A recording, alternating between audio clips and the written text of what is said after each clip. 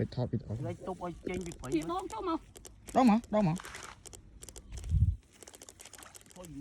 tiêu này tiêu là nhau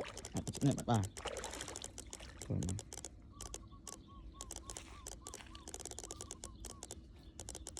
đâu túi kia le lạ đó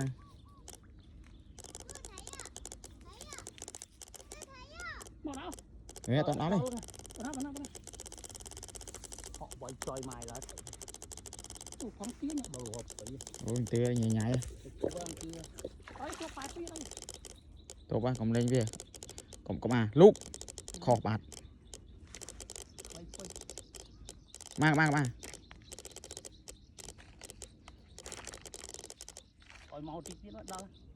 chật hót này ô hót này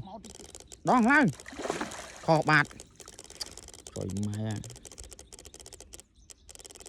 hót này tươi hót này khi mình đi về rốt đó